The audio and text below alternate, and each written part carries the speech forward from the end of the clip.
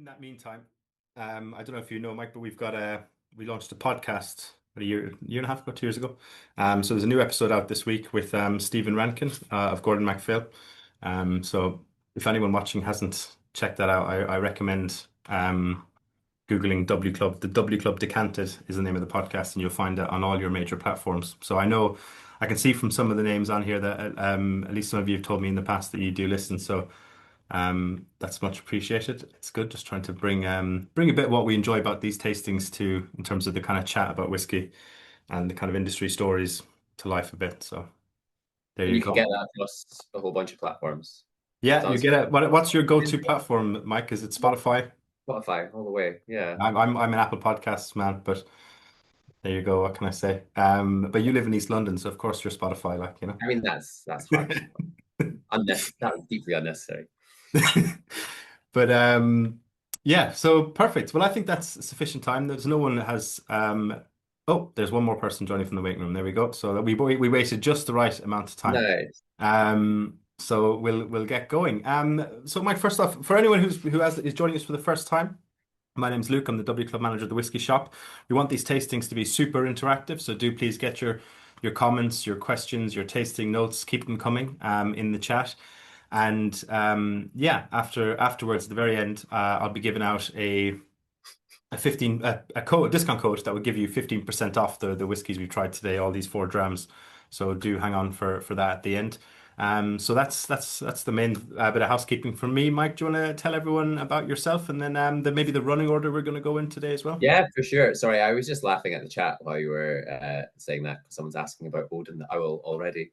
So I'm guessing that we have a few people returning from a previous tasting where we're talking about Odin. Hello, everyone. For those that I haven't met or haven't hosted a tasting for before, my name is Mike. I'm the UK brand ambassador for Highland Park Whisky, which is a very difficult job. I spend most of my days carting boxes of whiskey around the country, trying cocktails, talking about whiskey, trying new whiskey. It's very difficult. I've really landed a plum job. We are going to taste 4 different whiskies tonight.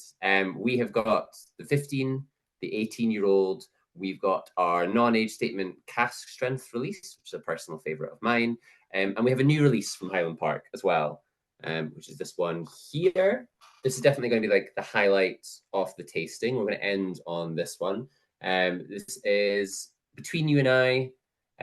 It is a 16-year-old Highland Park, matured predominantly in virgin Swedish oak and bottled at 48%. So it's a bit of a different animal compared to the core range that you might be more familiar with. This is, again, part of like the kind of newer look Highland Park. So this is a really good insight into what our limited releases are going to look like kind of going forward. But we'll start with 15. We'll work our way up to the 18. Our cask strength is bottled at 64.3%. So maybe that is like a good palate cleanser before we go into the 16-year, and we'll try kind of one of our first limited releases from Highland Park. Should be really good. I also might talk about, we have a new distillery exclusive as well, which we won't be tasting today, but I thought it would be a good one to talk to just in case you're interested about some of the more limited releases we're doing. That's a quarter cask 19-year-old and is very delicious. So Highland Park, what to say? I think when we're talking about any sort of spirit, be it whiskey, brandy, tequila, mezcal, whatever, I think kind of the character and the influence and the kind of essential personality of any given spirit really comes down to where it's from.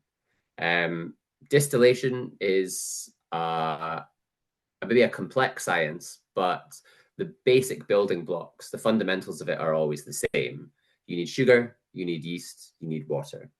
You change the sugar source, you're going to get a very different product. So if you use molasses or sugar cane, you get rum. If you're using grapes or apples, you're going to get brandy. And with whiskey, we're always using grain. But more than just the raw materials, You've got things like the climate, whether it lends itself to maturing a spirit or whether it lends itself to, it's very hot and arid, and it creates an environment where you would just want to have something unaged.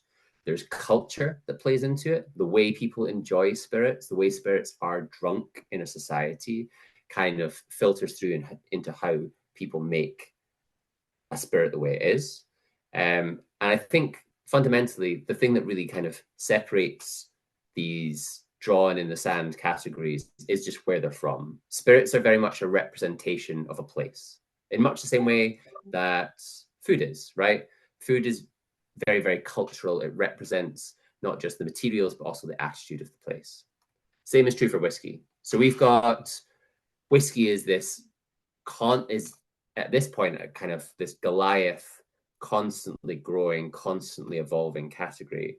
Whereas once it was maybe Scotland, parts of America, Ireland, and Japan.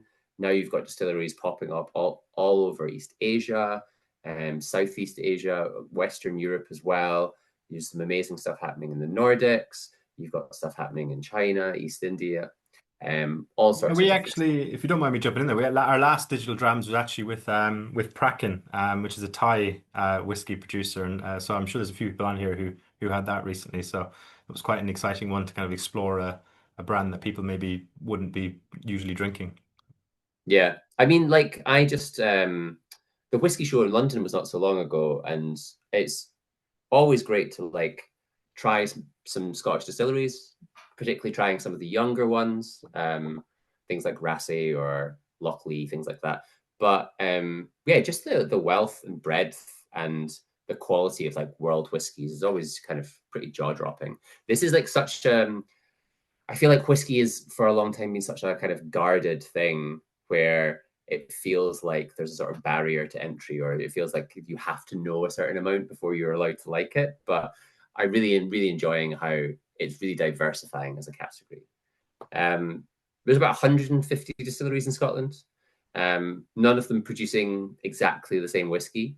And I think a lot of that does come down to sort of regional aspects as well. If there's one thing that you could say for Highland Park, it is from a very unique place in Scotland. So for those that don't know, we're from Orkney. Orkney is an archipelago of about 70 different islands, from basically little rocky outcrops that are home to not more than a farmer and a couple of sheep, to the mainland itself. And the mainland home to maybe 12, 15,000 people.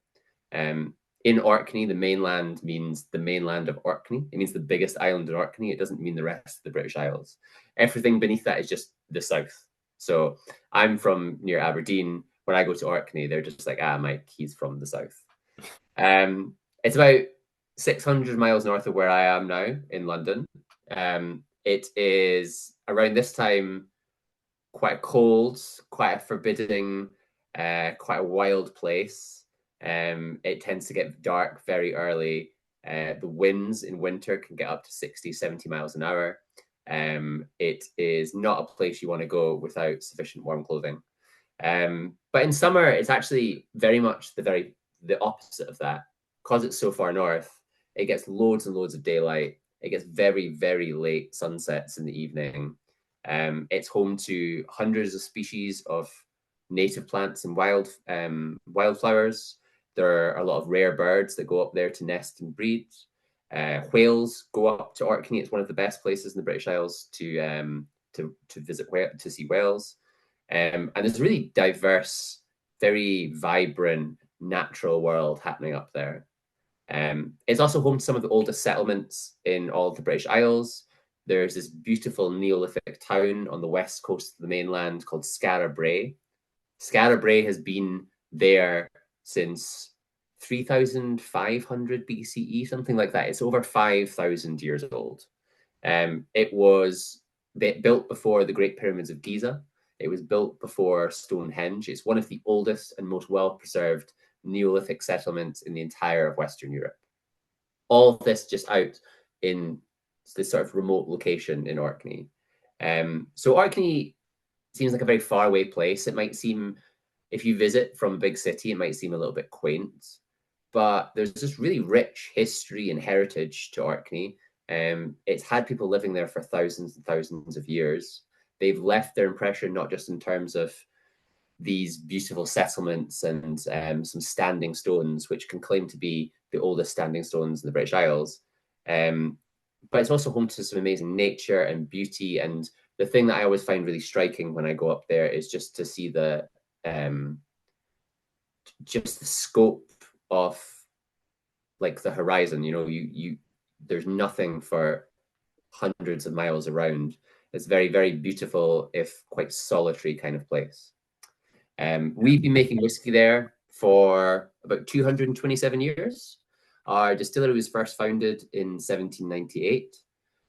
Obviously, that means there's a lot of traditional techniques and processes that go into the kind of whiskey we make. We have our own malting floors, and we still malt a portion of the barley ourselves on site in Orkney. We own and manage the land from which we source all our peat. So all of our peat comes from one specific region on the mainland of Orkney, and it's all smoked in a pair of old brick kilns at the original distillery site. But we've changed the look of the brand. We've also spent about 9 months renovating the distillery. There's a few changes we've made in terms of future proofing, in terms of improving the efficiency and making the production aspect a little bit more sustainable. So we're at this really interesting point in Highland Park's history where we still have those hundreds of years of tradition and the respect we want to give that and how that features into the flavor.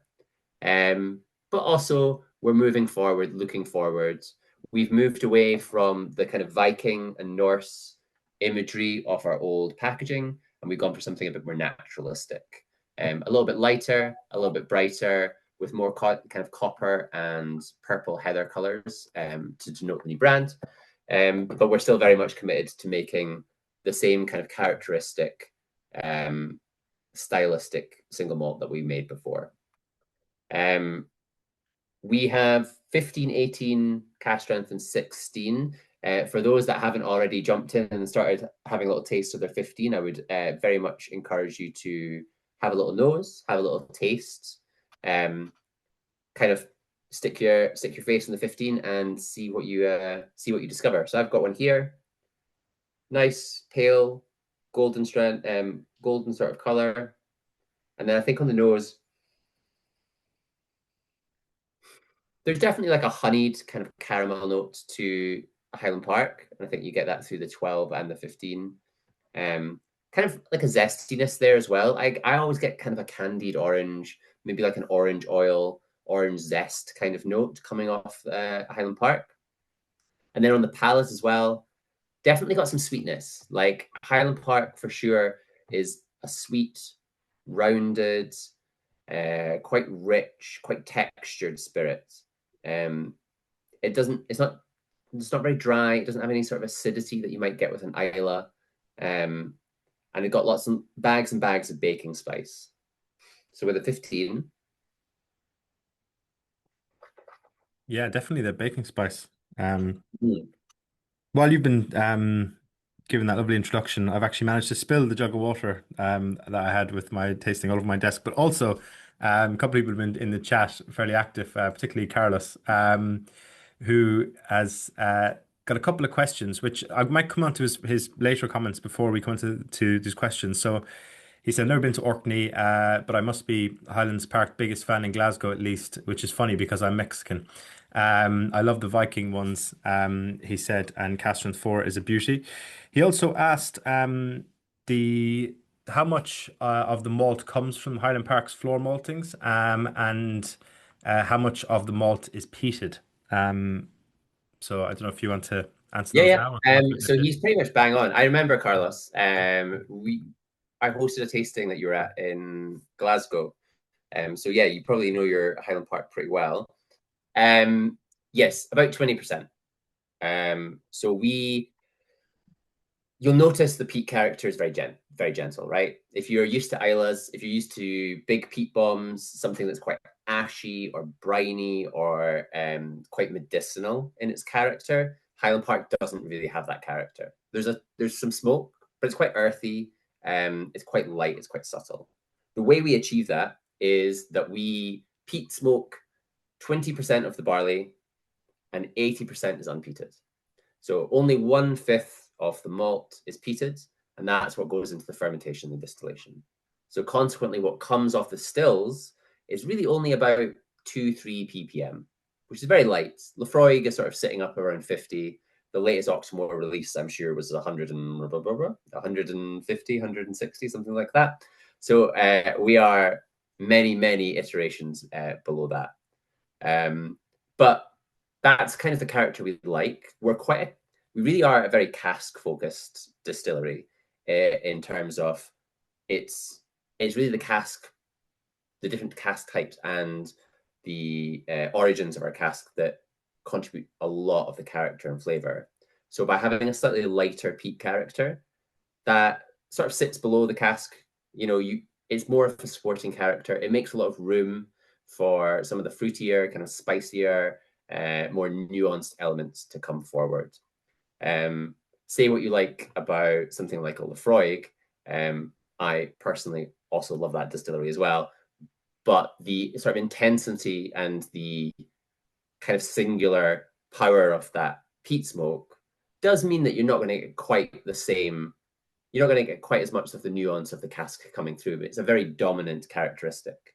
With Highland Park, we have a different approach. We want to create something that is more rounded in its profile. So it does have peat, but it's quite gentle. It's quite accessible. It's in every single expression. It just sits a little bit below the surface.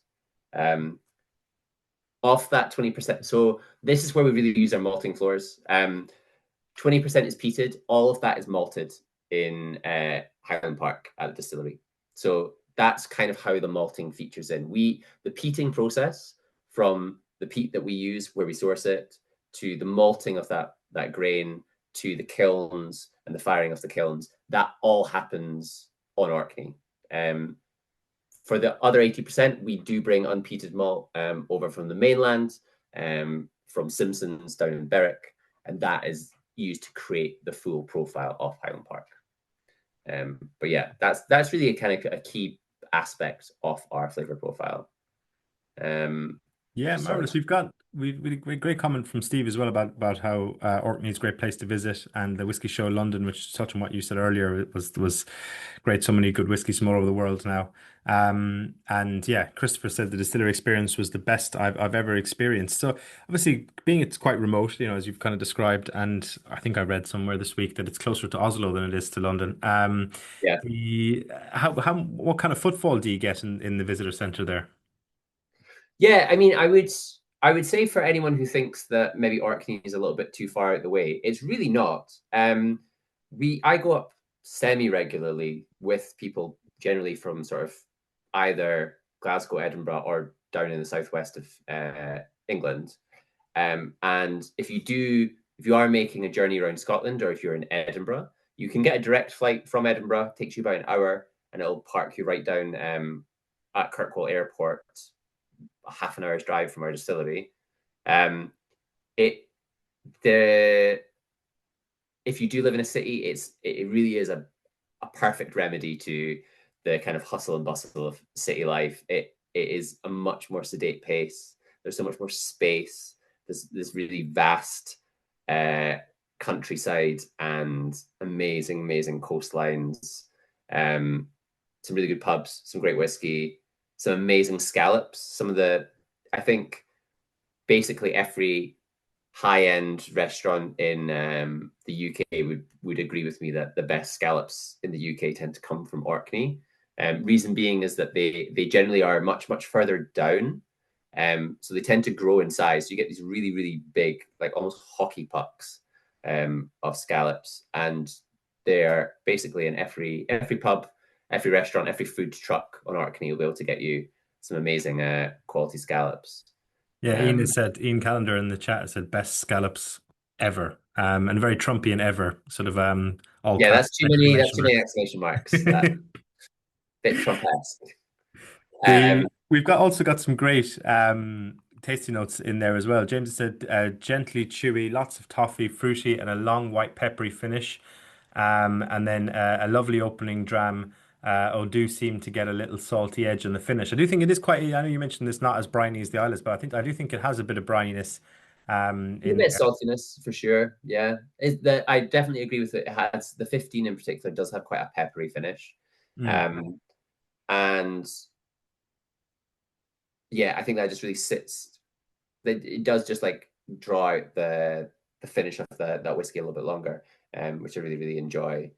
Yeah, we also Yeah, had sorry. sorry, go No, we straight. just did the question there about from I can't remember whose it was, but it was basically about the environmental restrictions or potential ones around the harvesting of peat for the whiskey. Is that something you worry about I mean, not personally in my in your week. day to day? I mean, it's a really interesting question. I mean, a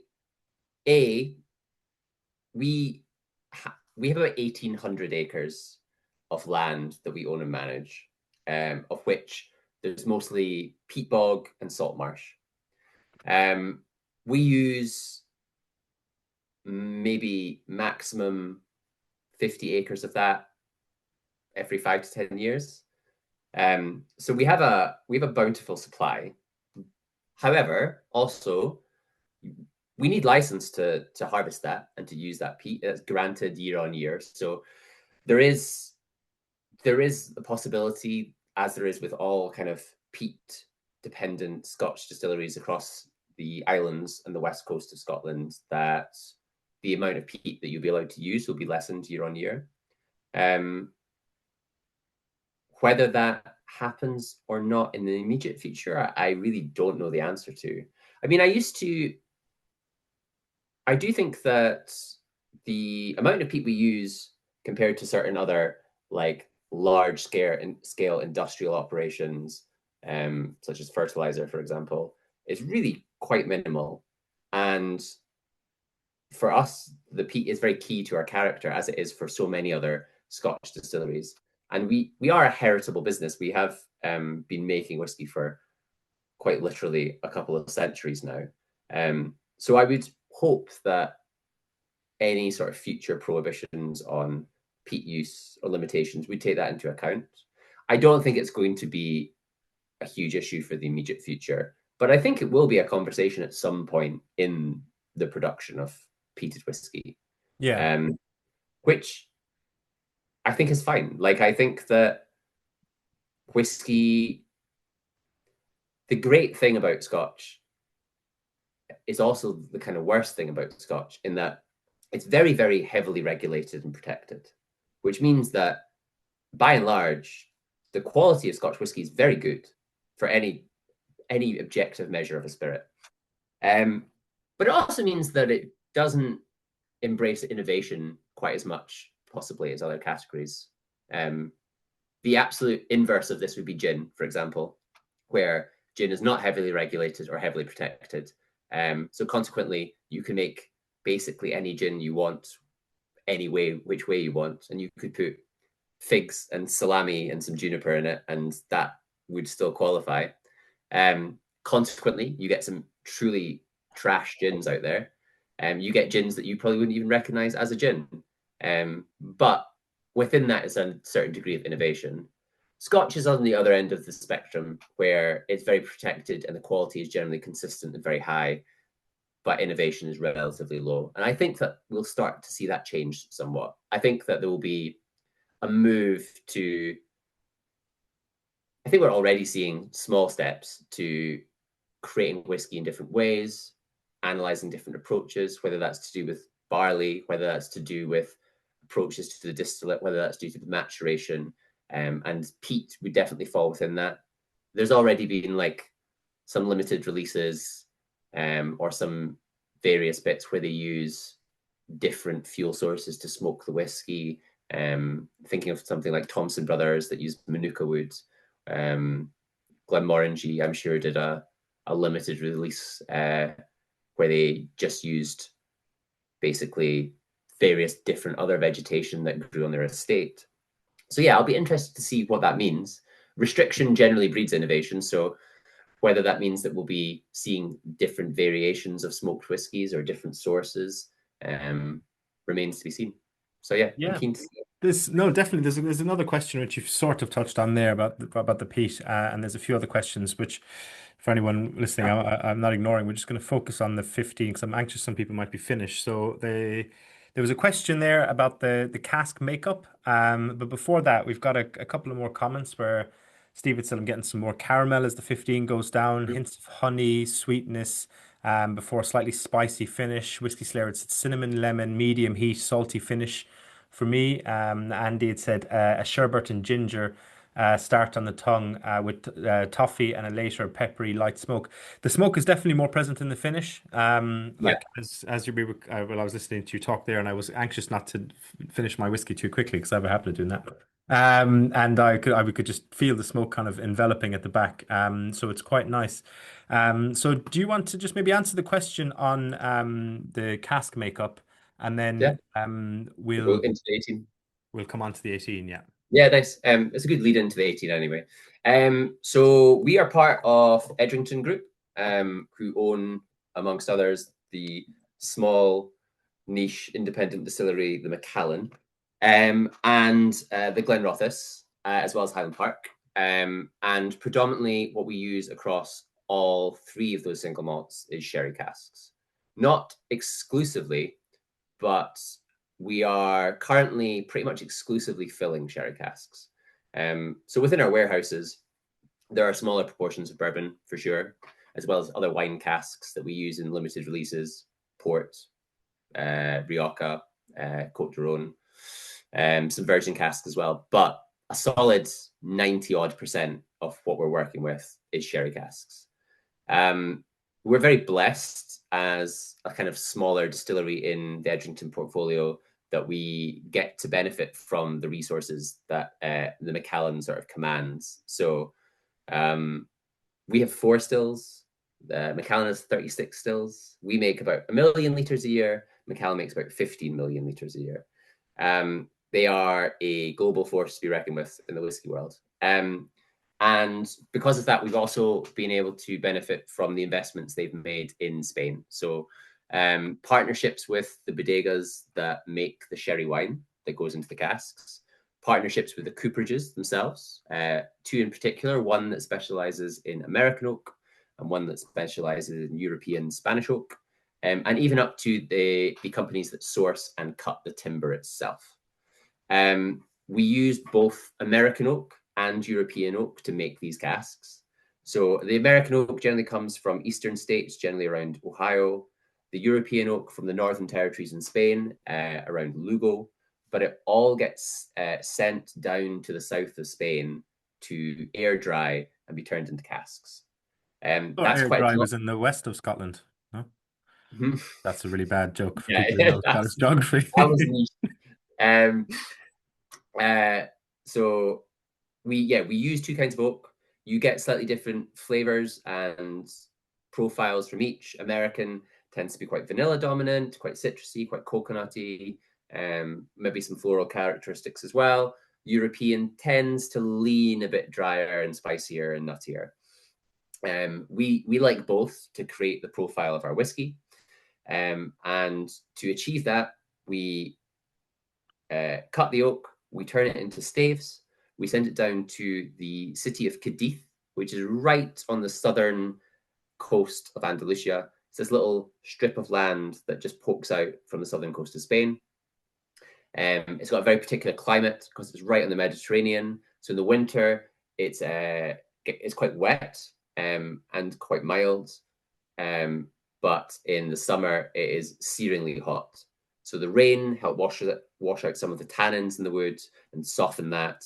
And then the heat, the extreme heat during summer, really dries and cures and reduces the moisture content in the wood. Those staves are sent to cooperages. The cooperages in Spain are very different from what you see in America.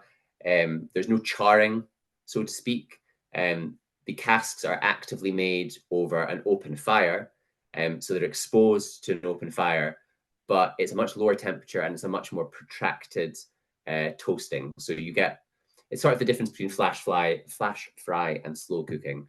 You get different flavors and aromatics and textures out of the wood. Then the casks are, when they're finished, they are filled with Oloroso sherry for approximately 18 months, around 18 months to 2 years. During that time, the porous wood will soak in some of that kind of nutty, fruity, aromatic fortified wine. And then when it is decanted, it will be sent up to Orkney for maturation. So it's a long process to get these casks. It takes from cutting the tree to actually filling it full of whiskey. You're probably looking about 5, maybe 6 years. There's a great degree of craft and care and materials that goes into it, but also it's very important that we're able to trace every cask back to its origin. So we know every single step of the process that goes into making it. Speaking of casks, 18-year probably showcases our kind of cask, our signature cask character about as well as any other whiskey does. It is about 40% first fill sherry, predominantly European oak. So whereas the 15, oh, I didn't actually address that. The 15 is predominantly sherry, but quite a high proportion of American oak sherry. So it is sherry seasoned, but it has that big kind of vanilla, kind of citrusy kind of kick that you would expect from American oak. By contrast, the 18 is much more European oak. So you're going to expect slightly darker, drier, more chocolatey, slightly more tannic kind of flavors coming through. So yeah, please, if you haven't already, pour yourself a wee 18, have a little And sniff. just in that, Mike, the 15-year-old, for anyone who was wondering, is £100 at thewhiskeyshop.com, and the code at the end will give you 15% off, so that'll be £85 post discount. So just wanted to get that in there for everyone. So yeah, perfect. Do you want to? We'll come on to the 18. So yeah, so with the 18, I mean, what I really think that you start to see when you compare it with the 15 or even the 12 is the 18, you do get a kind of slightly darker, like a kind of darker set of flavors. There's a lot of like big citrusy vanilla, maybe even like a kind of tropical fruitiness to the 15. But with the 18, now you've got still kind of an orange zest, although kind of more dried orange zest. You've got some fruitiness, but it's really more dark fruits, maybe cherries, maybe kind of more of those kind of like dark red fruits. And I think you get a really big kind of chocolatey, maybe even kind of coffee little note to it as well. Still quite salty. Like I get kind of dark chocolate and sea salts. That's one of the kind of main kind of flavor profiles that I can really pick up in the 18. And on the palate itself, it's definitely still sweet. It's definitely still got this kind of like dark caramel richness to it, but there's just a little bit more coming through in terms of the tannins from the oak. It's just drawing out the flavor. It's just drawing out the length of it and the texture of it a little bit more. This I think is really, really indicative of whiskies once they are starting to approach a certain year. Is around the 18 mark. You see it sort of soften on the front. The 12 and the 15, most of the flavor is sort of right at the front, and you get big hits of vanilla and citrus and fruitiness, and then it sort of dies away. With the 18, a little bit softer on the front. It's on the mid palate that it sort of starts to open up, gets a bit more of a drying sensation on the palate, a bit more saltiness. I think maybe the smoke is even slightly more present than it is in the 15. And it just gets a slightly more complex, brooding is probably the wrong word, but like a slightly more complex, slightly more somber, more of a kind of digestif, like something you'd have at the end of a meal. I think pairs really well with dark chocolate. It's a perfect nightcap as far as I'm concerned. yeah, I can see Steve says 18 is very spicy, chalky too. I almost get orange sherbet for the 18. Yep, orange is at the front for sure. 18 feels more luxurious, velvety. Just wish it tweaked up a touch to 48%. Blackjacks, aniseed, roasted coffee, beans in the palate, said Whiskey Slayer. 18 Yeah. feels quite spicy, smokier, rich, chocolate flavor with a salty finish. A proper grown-up dram, says Craig. There at the end. He's also said earlier that the 18-year-old is probably my favorite ever, and always the go-to, and one I share with non-whiskey drinkers to showcase quality. 15 is more toffee than I was expected, more peat too, but less with water, says Frank D. A callback there. Some fantastic tasting notes, folks, but please do keep them coming. just going back to the cask, this Yeah. conversation there, Mike. So we had a question earlier on about is there alternatives that could be used to dry the barley, than peat. Someone mentioned seaweed charcoal. Yeah, I saw that. Um, I mean, I guarantee every single distillery that relies on peat for their core character is doing some experiments with what could be used in its place. I know that we have. I know that we have variously used shredded casks, so like peated casks, which have been shredded. We've used we've done an experiment with spent coffee grounds, I believe, was even a thing. We dried horseshit as well was another experiment that we have tested out in the past. And as someone mentioned there before, heather as well. And there was actually a time when historically Highland Park would throw some of the dried heather on top of the peat in the kiln as well. That practice sort of faded out. But the closest we've been able to get to replicating our peaty character has perhaps unsurprisingly come from burning dried heather and dried moss, which is basically what our peat is made of, although over the course of hundreds, if not thousands of years. So yeah, I think you will maybe see a few more limited releases from various distilleries using different fuel sources. I'll be really keen to see what those whiskies taste like, and if it is quite a close approximation to peatedness, or if it is something thoroughly different in terms of the kind of smoky character that it creates. mhm. Yeah, and we also then had a question about the use of Palo Cortado casks. I'm sure that must be something you've done at some point. Yeah, I mean, we don't have like a regular. We do use different wine casks in various releases. The cask strength we'll have in a little bit has a small proportion of port pipe in there. One of our previous 21-year-old releases had both sherry and like ex Rioja wine casks in there. We previous cask strength releases have also had PX. So although the lion's share of what we do in the kind of core profile of Highland Park, it comes from Oloroso sherry, that kind of medium dry, nutty, kind of aromatic style. We do use small proportions of other wine casks here and there to bring a different element, to maybe tease out some different flavors. There's maybe a certain amount of acidity or brightness that you get from different wine casks that I feel that can be like a really nice counterpoint to some of the drier spice of European oak sherry or the kind of big vanilla hit you get from bourbon. But I don't know of a specific Palo Cortado release from Highland Park. Interesting. Yeah. I was actually at Macallan recently and picked up a bottle of Palo Cortado in the gift shop. So I'm saving it for Christmas. That's just evoked that for me. So I'm looking forward to that. We've got a question there. There's a few more tasting notes which we will come on to, but first a question about chill filtration on these whiskies, Mike. Yeah, so we do chill filter for anything under 46%, which is the 12, 15, and 18. But then obviously something like the cask strength doesn't qualify.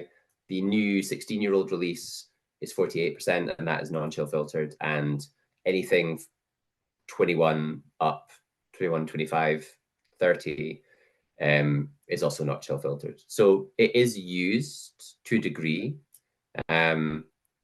Chill filtration is not a binary thing. Like there are degrees to which you can filter. There are different gradients on your physical filter. You can filter it at different temperatures. We chill filter at about 2 degrees, I believe, which is really not that dissimilar from just a standard day in Orkney. But yes, for the core range, we do use it just as a means of really kind of controlling consistency and color consistency and transparency and kind of globally. But yeah, for that higher ABV stuff, no, we don't use it. Interesting. There's actually there's a form you mentioned degrees of chill filtration. This is totally random. That you can chill filter using I think it's egg yolks.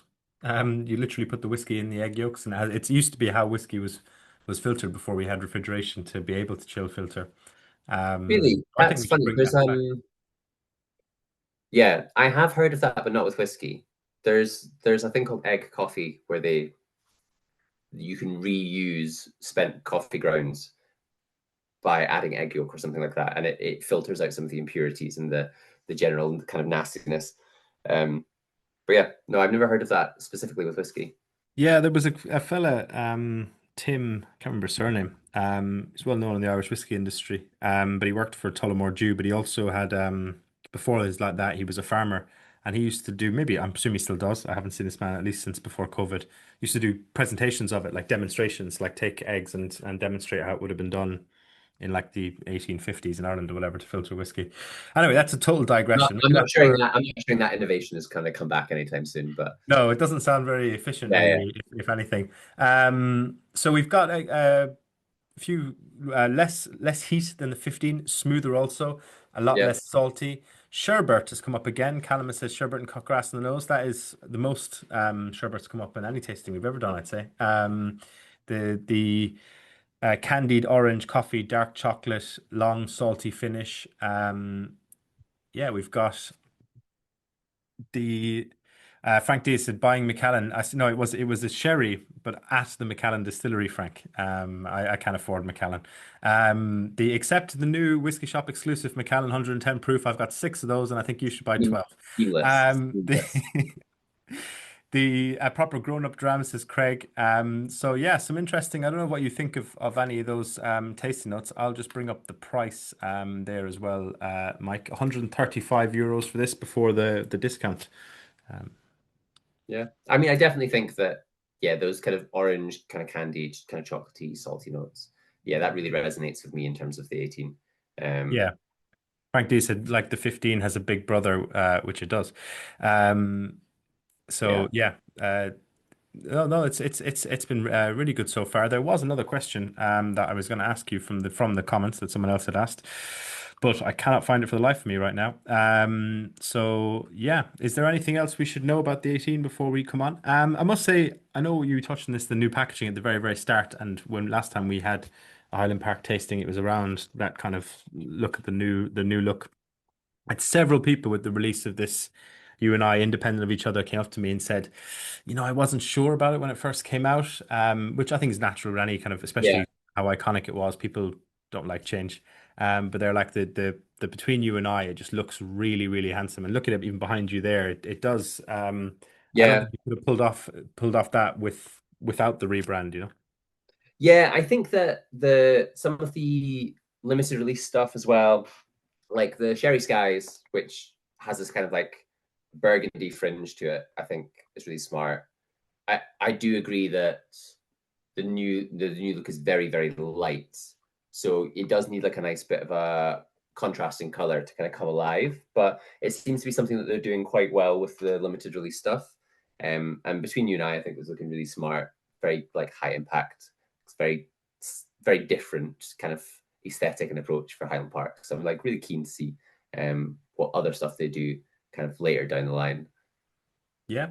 And we also had Richard Shepherd says, are you able to say which sherry you use for the 18? Definitely on the medium drier side for me.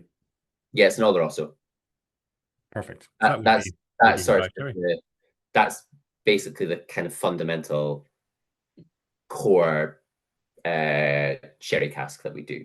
So Mhm. not to say there's not small proportions of other stuff in the warehouses, but within the 12, the 15, the 18, and even the 21 and 25, it is Oloroso sherry that is creating the profile. Mhm. And maybe we could maybe come on to the cast strength now. Yeah. So And while people are maybe pouring that, can you tell us about the etymology of the name Highland Park? Because obviously, especially with there being a whiskey region several hundred miles away, well, maybe not several, but a yeah, fair distance away. That is, although you're probably technically a Highland whiskey, are you? yeah. I mean the division between Highlands and Islands is a little bit blurry anyway. Like when you think about historically, Highland whiskey would be just above a certain point in the latitude of Scotland, which Orkney certainly qualifies. But regionally, particularly when we're talking about whiskey today, there is more of a divide. The Highland for us, Officially, though, there is no island yes, region. You officially would be classed as a Highland whiskey, I presume. yeah. I mean, it's not DOC protected, but Yeah, but I was in the there's recognized regions by the yeah, Scottish Whisky Association or whatever. the Highland in the name Highland Park actually comes from the land on which the distillery is built on. So we sit on this elevated hill, this elevated piece of land just above the town of Kirkwall, which is in the harbour on the eastern shore of the Orkney mainland. Could you And maybe just, I don't know there if was that was probably a just me, time Mike. in Sorry to Orkney's cut past. across. You kind of froze there for a second. Okay, cool. If you could, whatever, whenever you said Kirkwall, I'd say if you pick up there, Yeah. maybe that was just on my end. So folks maybe get in the chat if that was only I experienced that. But yeah, sorry. So Kirkwall is a small town. It sits just on on one of the eastern harbours of the Orkney mainland, and on the hill above that, that's where our distillery sits and has been for since 1798. There was probably a time when there were multiple distilleries operating in and around Kirkwall. This would have been a time when there were many illicit stills essentially operating. There's very good water quality, very good quality of peat. It's next to, it's luckily situated by a port, so it's a really good place for an illicit still. Since then, now there are only two distilleries that remain on Orkney, one of them being us, and we sit on a stretch of land called High Park. So it's historically known as High Park, which through the years and through the evolution of the distillery, as it changed hands and it kind of grew into a more of a commercial enterprise, it sort of transmuted into Highland Park. So we have the Highlands, Highland in name at least, but it's more of a tribute to the particular piece of land, the particular setting on Orkney, rather than the Highlands as a whole. But I imagine that was just, that was part of early marketing to suggest quality and provenance to people who didn't know where or what Orkney was. Yeah. No, I can imagine like older Spacesides using Glenlivet in their name. The Carlos has said, being a bit cheeky Yeah, here, but doesn't the SWA require at least three distilleries? Because if so, Scapa, Highland Park, and the new Orkney distillery, you could have Orkney as its own region. that's true. Yeah. I'm not sure if they technically require. I know that that was the reasoning around the questioning Campbelltowns, but Campbelltown had once upon a time like 40 distilleries or whatever. Yeah, I don't So think it's we could claim the same kind of. It was never a hotspot to the same degree. But if you look back into the kind of early 1800s, end of the 18th century, there was definitely reports of multiple distilleries. It wasn't just the couple of big names that remain today. There was definitely multiple distilleries that have since shuttered. So yeah, maybe there is a historic precedent. Maybe.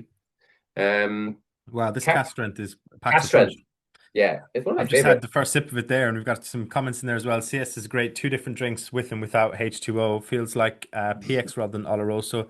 Castron packs a punch. Going well with dark chocolate. I definitely agree with dark chocolate, Carl. Get sherry, burnt toffee, and cream fudge on the nose and taste. CS is drinking like hot lava. Probably 20 or more illicit ones, says Bob, in terms of your comment about the multiple distilleries. Nice. Yeah. The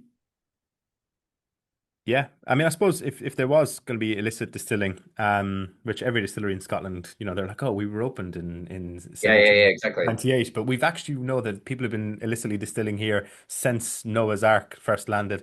Was that where there were grain farms, there were illicit stills, Yeah, and there were grain farms for quite a long time. especially the further north you go, when hop production was less prevalent, so you Yeah, didn't make beer, you made whiskey or whatever, or some sort of spirit drink. Yeah, and especially out in Orkney where the tax man's not going to come knocking yeah, it's got the magic, trifecta: good water, good peat, and well out of the way. So Yeah, the problem is the uh, trees. yeah, yeah, that's it. We've got new make is very nice, like sweet water. Cask strength is the best core range bottle. Flaming strawberries with heather and chocolate. That's a great description, Carlos. And the best bit, you can almost see which component did what. Also, the heather peach shines. So yeah, it actually is an absolutely gorgeous dram. I think perfect at Yeah. this stage of the tasting as well, and we've kind of got the warm up with the other two. Yeah, I mean, obviously it's high ABV. It's quite a hot whiskey. It is so for about 6 weeks out of the year we do make 100% peated spirit. This is usually just before. Well, this is just before silent season, where we shut over summer. So in a lot of senses, is to use up peat stores that we have. We then put that spirit into casks, and although we don't currently or haven't released 100% peated malt made from this whiskey, we do use it in our cask strength release to add a little bit more of that kind of peat and smoke character. So it is a higher ppm than the 12, 15, or 18. Exactly what it ppm is, I can't actually say because I don't know the exact proportion of peated malt used. And rather than just sherry, now we have some bourbon cask in here. We have some of the Oloroso sherry, and we have a bit of port pipe as well. So you've got this nice trinity of casks working together. Vanilla, some nice kind of vanilla, citrus, brightness from the American oak. The port is really giving it a lot of really nice kind of ruby pink, golden color, as well as a nice kind of bit of fruitiness and vibrancy. And then, yeah, the sherry is kind of bringing in that kind of key Highland Park character. This is definitely the youngest whiskey that we have in the lineup today. It's non-age statement. I can't say exactly what age it is. I would imagine sort of between 7 and 11 is the main predominant range of casks.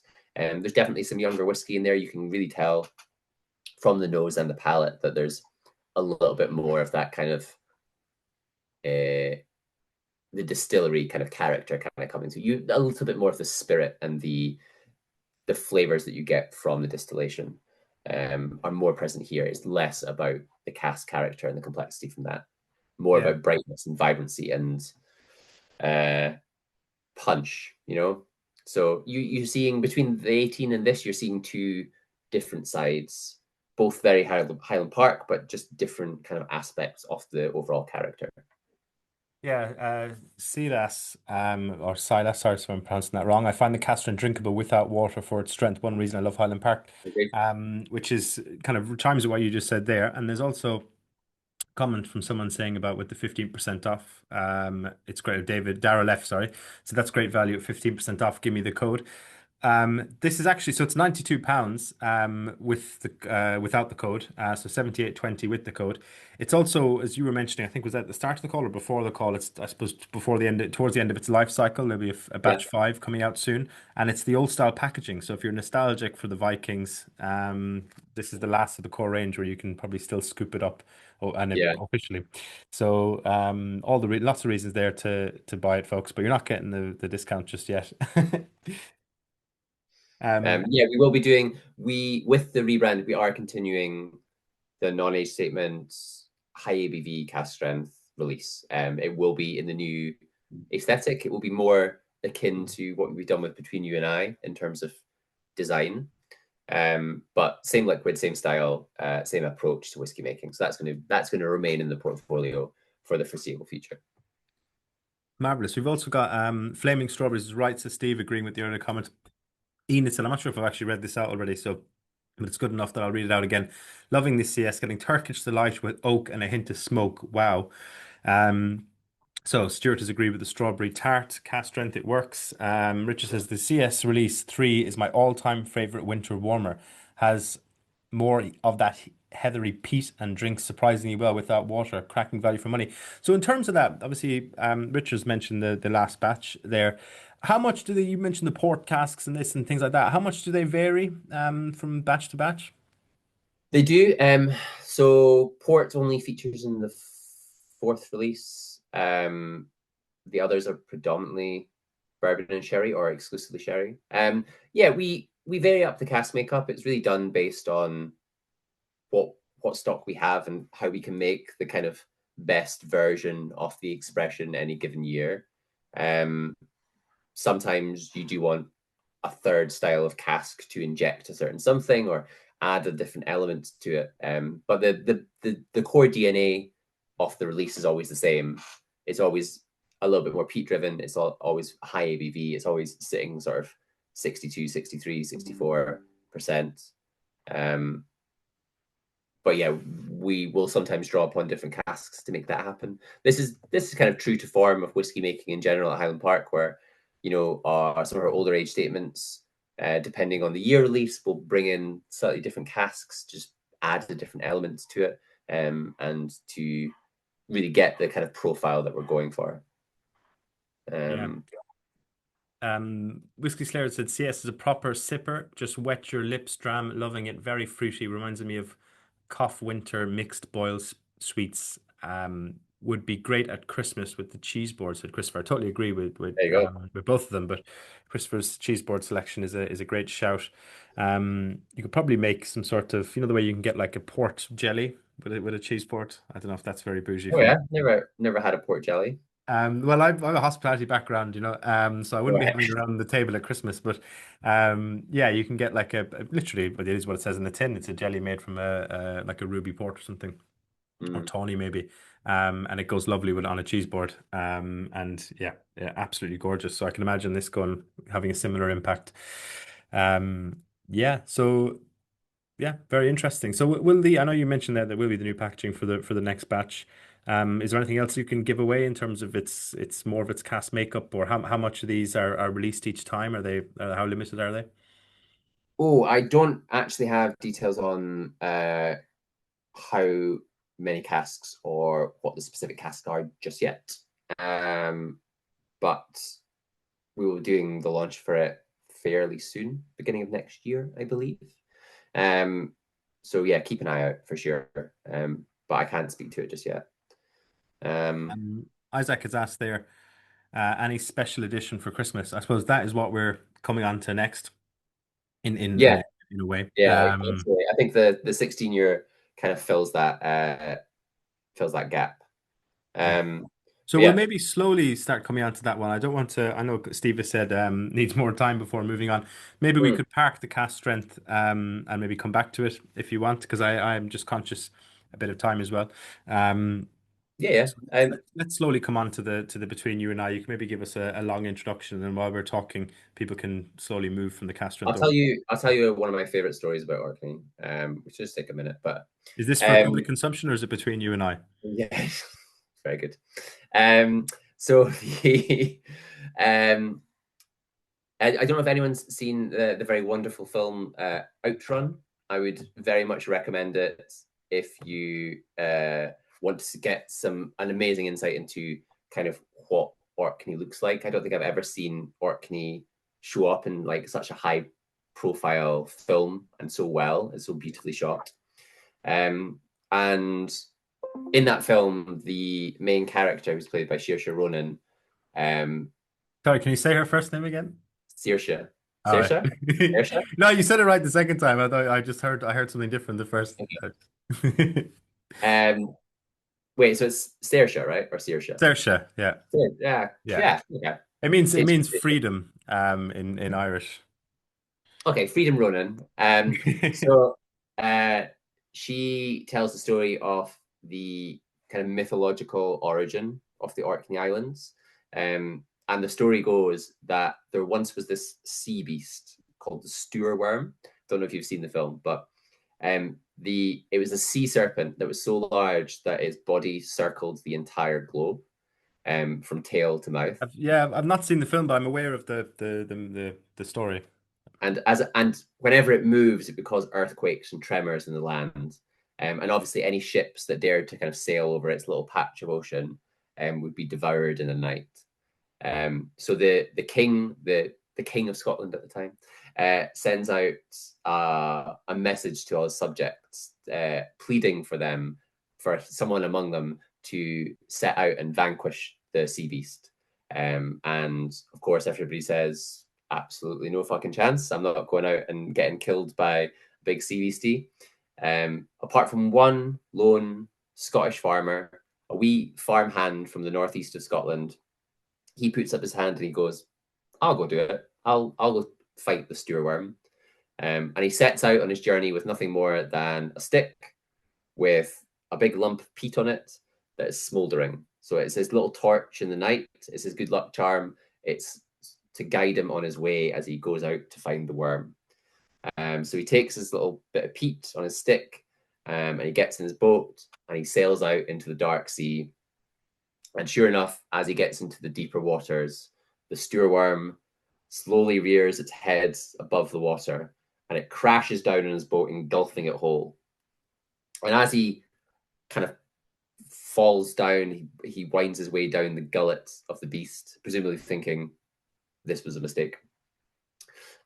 He lands at the bottom of its belly, and is confronted by nothing less than this huge, fatty, oily liver.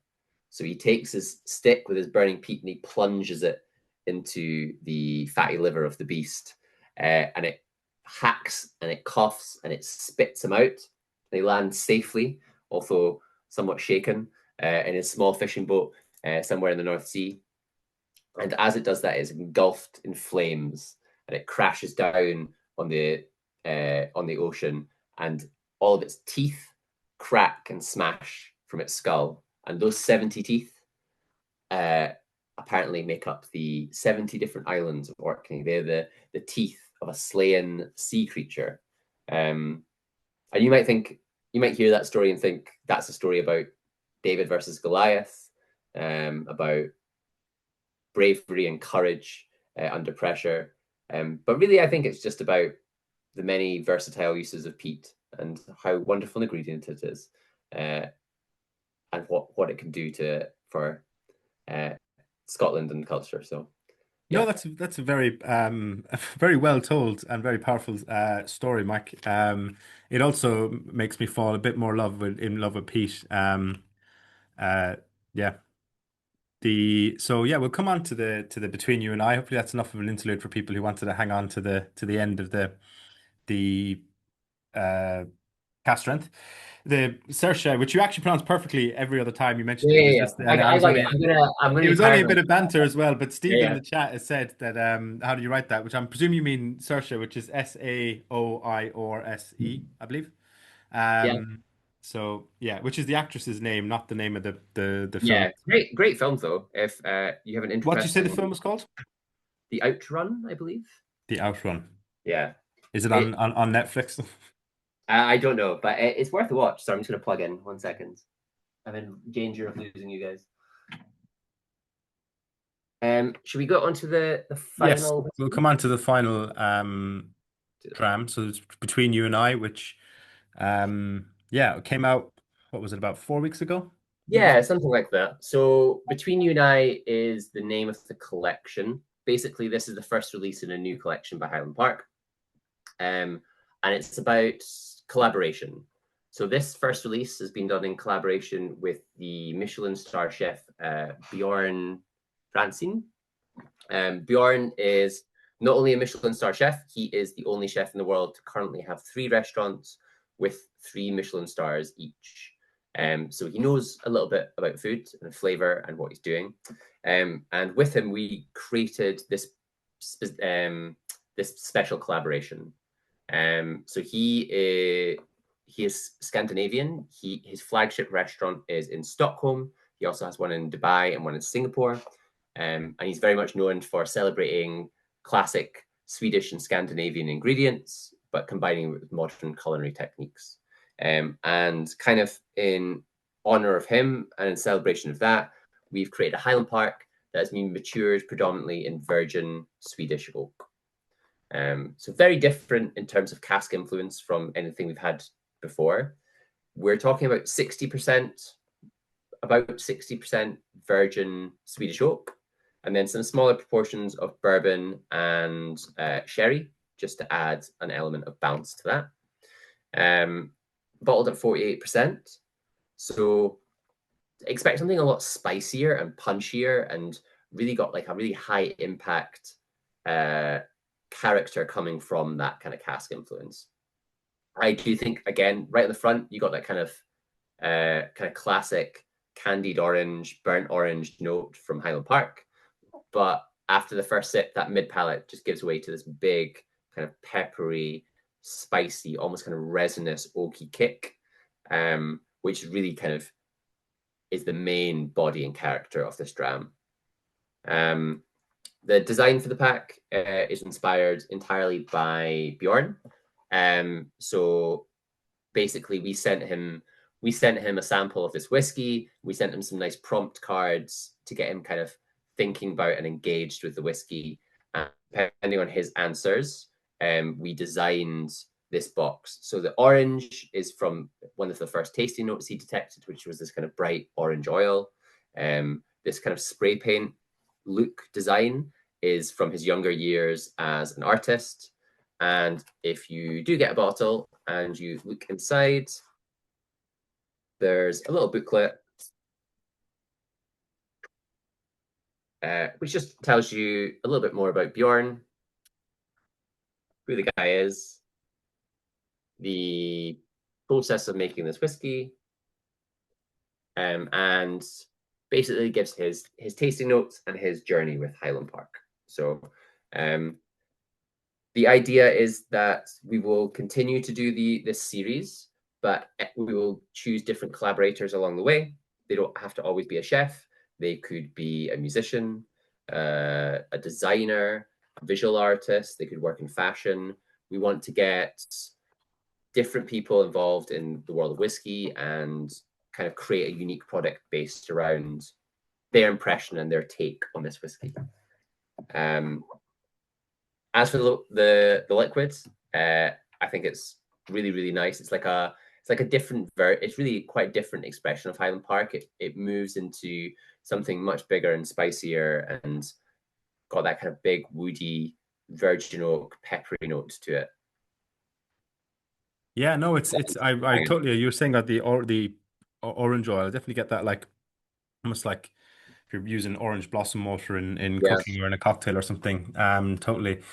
We've got a question there. There's some good taste notes coming in, which I will come on to. But there's a question there about the Swedish. Someone's asked about the how do you make Swedish oak, I suppose, or what's the process? And also, is it a separate wood species compared to like European oak, It's Quercus European oak. ruban? Or So it's European oak. The forests in Sweden are obviously have quite a different climate to, say, the northern territories of Spain or France. And oak is a little bit almost like wine grapes in that respect, where you can grow Chardonnay in somewhere in France and you can grow Chardonnay in California, and you get quite different flavors or aromatic profiles. like a Chardonnay and a Chardonnay. Exactly. Yeah, you are killing it. Yeah. So Chardonnay, Chardonnay, Chardonnay, very similar.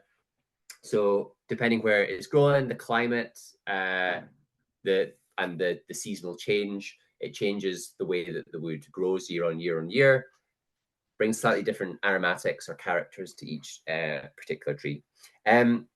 Yeah, Swedish oak is an interesting one. Whenever I do tastings, what I always point out is, bourbon has this very entrenched tradition.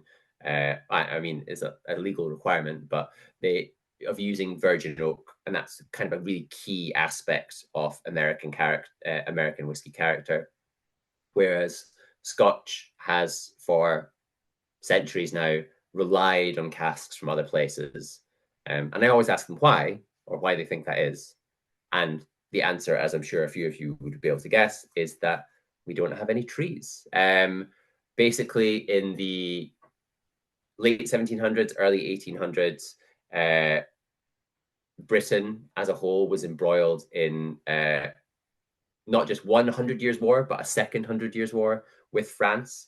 And at one point commanded the largest navy in Europe, but was also in pretty much constant war with that navy.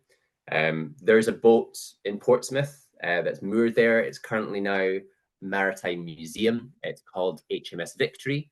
It's a 100-gun battleship. It took over 6,000 oak trees to make that ship.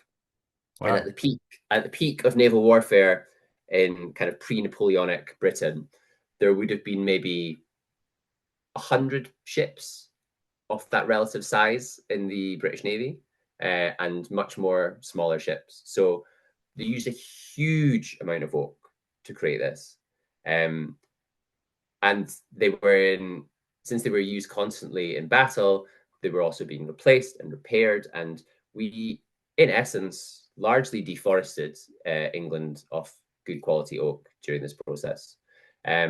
France did the exact same thing, but at some point, France realized that it would have to replant everything, and put in strict guidance that anything that was cut was replaced by a new oak tree, and that oak tree wouldn't be cut for 150 years. So consequently, if you go to the center of France today, you can walk through thousands and thousands of acres of oak forest that was planted in the 1800s. And consequently, they have a bountiful supply of French oak, which is great for winemaking. We might have missed a trick there, and we didn't do that. So consequently, there's bugger all English oak left, and France and Western Europe has a much more bountiful supply. Sweden's the exact same. They lost loads of land in the Napoleonic Wars. That land happened to contain pretty much all their forests. So when that happened, they took direct measures to replace those forests. They planted 30,000 odd hectares, I believe, of good quality oak, with the idea that they would use it to make ships, only for the turn of the 20th century to come by, and they realized that wood was no longer used for making ships. It was all made from iron and steel. So if you can still go to Sweden today, and you have these amazing forests with trees of 150, 200 years, great quality for making casks, and some of those ultimately ended up with us to make between you and I. So yeah, really resinous, dense, spicy character. It's a virgin oak cask, so our whiskey is the very first thing that goes into it. So it draws out much more of the natural flavors of the oak. It's less led by its finish, or the treatment of the cask. It's much more about the flavors of the wood itself. Less led by its finish, but I thought we were talking about Sweden, no? You're absolutely wasted in the whiskey shop. Yeah, I was thinking there as well, like, when it came to How, those. wait, how long were you sitting on that? Just oh, I know. I just Oh said no, it no, there. you only said Yeah, finish yeah, yeah. just No, now. that How was could I have been sitting on it? that was sharp. Yeah. No, but I was thinking about the Navy. I was like, I wonder do they harbor a grudge? But that one I had been sitting on for most of your chat. But Yeah. no, that's interesting. We've got some great comments coming in. I think what I liked about the Between You and I is how subdued but clearly distinct the Hobster Moor peat is. In this expression, it's the finish. And it's very clean, and it's a very clean finish. I bet most people would not realize this is peated. I totally agree with you, Carlos. I In agree terms of that. Yeah. yeah, this Yeah. compared to the first three, it's almost non-existent. But I wonder, is that also because we've just had the first three, so we're a bit kind of immune to it as well on the palate. So I need to try I this think it's again. I think it's mostly just the property of the cask. Like I was saying, like with the peat character, it is so light that it makes a lot of room for the cask. But the Swedish oak is quite a dominant and quite powerful flavor and kind of character. So it does really kind of tend to bury the peat a little bit. Yeah. And But Carlos has said, "Wait a minute, Swedish chef Muppets yeah, bought pork." I avoid saying the word Swedish chef as much as possible. I cover it a lot with Scandinavian, uh, and Yeah, various other nomers that I can get away with. Frank D, it's a dark chocolate now, but don't taste any Swede. So that's a good one, Frank. Yep, that one went down very quickly. It's like someone pour some uber cold water over hot lava. Loved it. This is a lot less caramel and toffee notes than the other three had, but more tobacco and Indian spice. Yeah, it doesn't Industrial get a bit Revolution, yay, apple. says Carlos, which is in reference to deforestation. And we've got after the CS, this is a hoofer. Mine's gone. It's cooled the mouth down. I'm thinking this should have been the third dram on the night. No, Uh, fair. Maybe. Yeah, that's good feedback, Whiskey Slayer, to be fair. I concur, says Ben. I had to add some water in the last two. Didn't need any water here. So smooth and different from the other three. Sweet orange, floral finish, very lasting flavor. There's also a reference here that maybe you get, I don't. Isn't it good Norwegian wood, says Callum, which someone has said is Beatles in the play. I love it. I don't. Yeah. Do you get that reference? I mean, yeah, I know Norwegian wood. Yes. Maybe a bit of a strange reference, but yeah, Fair. It's gone over my head, I'm afraid. The Brilliant. So, oh, it's a Beatles song, says Isaac. Yeah. yeah, Well, there you go. Before my time, you see, the um how can I stop myself buying this now? Amazing taste. I reckon three or yeah. four. It's You need to me. buy Yeah, it. exactly. Speaking of which, now is probably a good time. WS25HP will get you as the code that will get you 15% off any and all and as many of the whiskies that we've tried tonight. And they all link from the main product page as well. So yeah, now is normally also the time when we maybe give our preferences in terms of our what we've enjoyed tonight. So do give your running order in the chat. Stuart says, I wonder what will turn up with the next Swedish oak. The Because of the yeah, speed thing. Yeah, yeah, they got it. Yeah, the there was also some jokes there earlier on about sort of who's gonna. You were mentioning, I think it was the next between you and I. There'll be another collaboration with someone else, and people were saying that they wanted to get in on the act.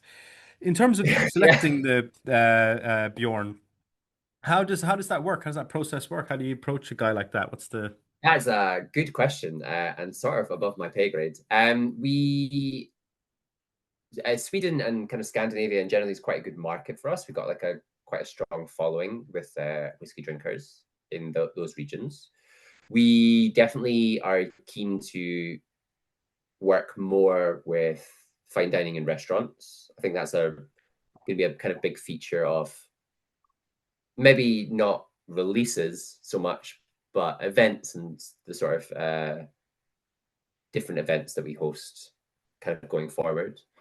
But ultimately, what's great about Between You and I is it is open to literally any discipline, anyone we want to work with. I think it'll be really interesting to see like going into some kind of whiskey adjacent worlds and seeing what releases come out of that. I'd be really keen to see if we do anything more kind of visual design or music led. That'd be really cool. But I do not know who the next collaborator is, unfortunately. yeah, yeah, perfect. Well, there's clearly people in this chat who are open and interested. As Yeah, is yeah, the local we'll W be Club getting back to manager. them. We'll be getting back to them soon. Yeah, there's an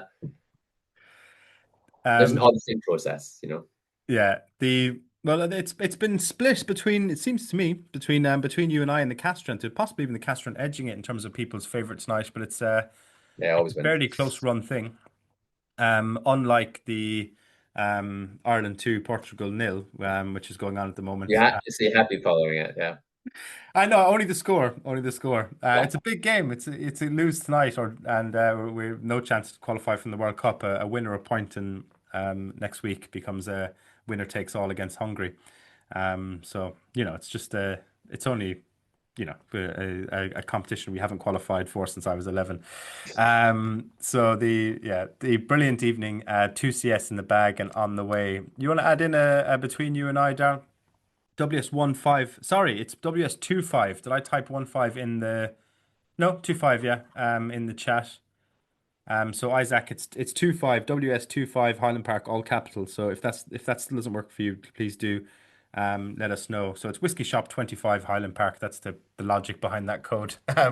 When I made it earlier on. So the Bob has said 16, 18, 15 CS, bit Edrington-esque on the price though. So thank goodness for the discount code. Don't need the collabs though. yeah. So Our corporate overlords. well, I mean, I think compared to like some other brands, all of these are quite well priced, to be honest. I mean, you get a lot of maybe 16 to 18-year-olds in the kind of price point that 15 is operating in now, unfortunately. It's the way the industry has gone. Trust me, I miss the days you could pick up a 18-year-old single cask limited to 200 bottles for like, 25 euros or whatever, as you could Yeah, 20 or 10 years why did ago. we tell other people about whiskey? That was a mistake. Just Yeah, yeah. kept it to ourselves.